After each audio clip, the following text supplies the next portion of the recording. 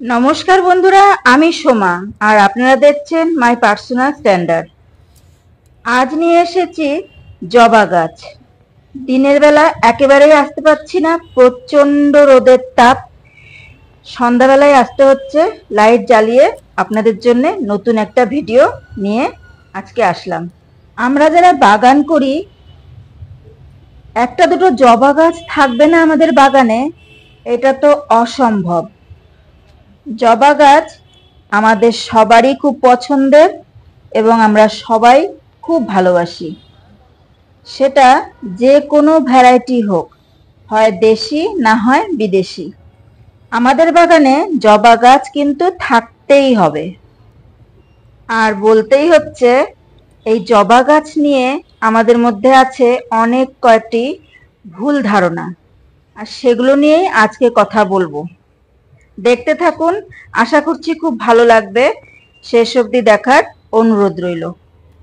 প্রথমেই যেটা বলতে হচ্ছে, আমরা জবা গাছ বাজার থেকে কিনে এনে আমরা প্রথমেই ভাবি জবা গাছ খুব সাধারণ একটা গাছ, এর বিনা যত্নে এই গাছ হয়। শুধু শুধু একটা জবা গাছ কিনে এনে বসিয়ে দিলেই নাকি আমাদের বাগানে জবা গাছ বছরের পর বছর হবে, ফুল দিয়ে যাবে। এটা একদমই ঠিক না। জবা গাছ খুব যত্ন করতে হয়, প্রত্যেক বছরের হলেও এর মাটি পরিবর্তন করতে হয়, শিকড় কাটতে হয়, ডালপালা ছাড়তে হয়। খাবার যাও জবা গাছ প্রচুর পছন্দ করে। জবা গাছ সম্বন্ধে না জেনে জবা গাছ ভালো করা যায় না। তো চলে আসি জবা গাছের মাটি। জবা গাছে প্রচুর পরিচর্যা করতে লাগে। খুব সুন্দরভাবে মাটি তৈরি করে প্রথমেই যদি আমরা এই গাছকে বসাই এবং প্রত্যেক বছরে একবার করে জবা গাছের টব পরিবর্তন করে পুরনো মাটি পরিবর্তন করে দিতে পারি, আর তার সঙ্গে কিছুটা শিকড়ও কেটে দিতে লাগে, আবার তার সঙ্গে কিছুটা ডালও কেটে দিলে বেশ একটা সুন্দর শেপের মধ্যে জবা গাছটাকে আনতে পারলে জবা গাছ খুব সুন্দর ঝোপালো এবং জবা গাছের ক্ষেত্রে খুব ভালো হয়।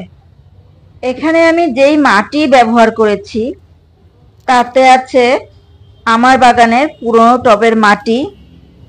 দুই একদিন ভালো করে রোদে ফেলে একেবারে শুকনো খটখটে শুকিয়ে তাতে মেশানো হয়েছে একটা বড় চামচের 1 চামচ চুন, বড় চামচের 1 চামচ ফাঙ্গিসাইড, সেটা যে কোনো কোম্পানিরই হতে পারে, 1 মুঠো নিমখোল, আমার নিজের তৈরি করা কিচেন কম্পোস্ট, আর দেওয়া আছে পুরনো গোবর সার। মাটি আর গোবর সার এখানে আমি সমান সমান পরিমাণে নিয়েছি। তাহলে বুঝতেই পারছেন, সম্পূর্ণটাই এখানে একেবারে জৈব, যাকে বলে একেবারেই অর্গানিক ভাবে আমি তৈরি করেছি। কম খরচে উন্নত মানের ভালো খাবার যুক্ত মাটি জবা গাছের জন্যে।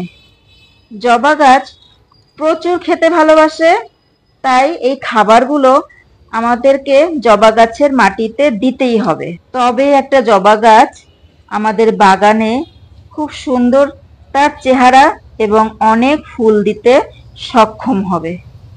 তাহলে সব খাবার মিশিয়ে একটা মাটি আমার তৈরি করা হয়ে গেল জবা গাছের জন্য। এবার করব কি, এই মাটিটাকে আমি 1 থেকে 2 মাসের জন্য একটা বস্তা বন্দি করে একটা ছায়াযুক্ত জায়গায় রেখে দিব। ঠিক 1 থেকে 2 মাস পর ওই বস্তা খুলে মাটিটাকে আবারও 1-2 দিনের জন্য রোদ্রে ফেলে রেখে ভালো করে রোদ খাওয়াবো। এই যে বারে বারে রোদ খাওয়াচ্ছি মাটিটাকে, তাহলে পরবর্তীতে আমার জবা গাছটাতে কোনো রকম ফাঙ্গাস লাগবে না। ব্যাস হয়ে গেল। তারপর আর কিচ্ছু করতে হবে না। এখন আমি করব কি, মাটিগুলো টবের মধ্যে ঢেলে সোজা গাছটাকে টবের মধ্যে বসিয়ে দেব। হয়ে গেল আমার গাছটা বসানো। যে কোনো গাছের ক্ষেত্রেই আপনারা এইভাবে টবের মাটি বারে বারে রোদ খাইয়ে তৈরি করে নিয়ে গাছ বসালে আপনাদের কোনো গাছ নষ্ট হবে না। আমি এইভাবেই বসাচ্ছি। এবার বসানোর পরে এই গাছকে 1 মাস প্লেন জল দিয়ে রাখবো, কোনো রকম খাবার দিব না। খাবার সব কিছু মাটিতেই আছে, ওর যখন যেটা প্রয়োজন হবে ও মাটি থেকেই খাবারটা পেয়ে যাবে।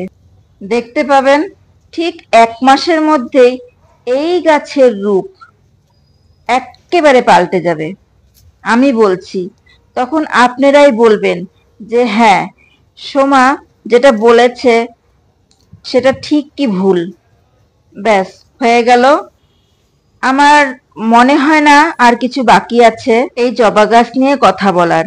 আর যদি কিছু ভুল হয়ে থাকে তো আমি আপনাদেরকে বলছি, প্লিজ একটু জানাবেন। কেননা ভিডিও করতে করতে কথা বলা একটু ভুল হয়ে যেতেই পারে।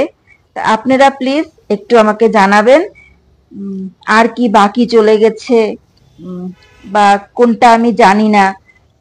তো আশা করছি ভিডিওটা আপনাদের ভালো লেগেছে। তো এইভাবে আপনারাও গাছ বসান। আর যদি ভিডিওটা ভালো লাগে তো লাইক, কমেন্ট আর শেয়ার করে আমার পাশে থাকার আমন্ত্রণ জানালাম।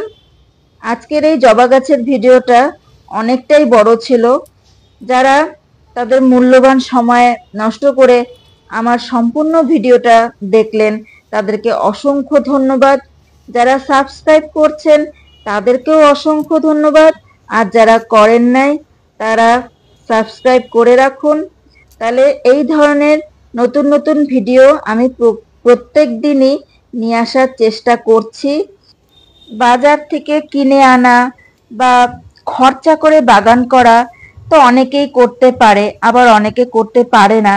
আমার ভিডিওতে থাকছে একেবারে বিনা খরচা বা কম খরচা করে কিভাবে আমরা সুন্দর বাগান করতে পারি। এরপরে আনবো কাটিং থেকে আমরা কিভাবে জবা গাছ তৈরি করতে পারি, মানে এই জবা গাছের ডাল কাটিং করে আমরা আবার কি করে একটা নতুন জবা গাছ তৈরি করতে পারি, এই সম্বন্ধে একটা ভিডিও আনবো, দেখতে থাকুন। আর বন্ধুরা ভালো থাকুন, সুস্থ থাকুন। ফিরে আসবো নতুন একটা ভিডিও নিয়ে। আজকের মতো এখানেই শেষ করছি।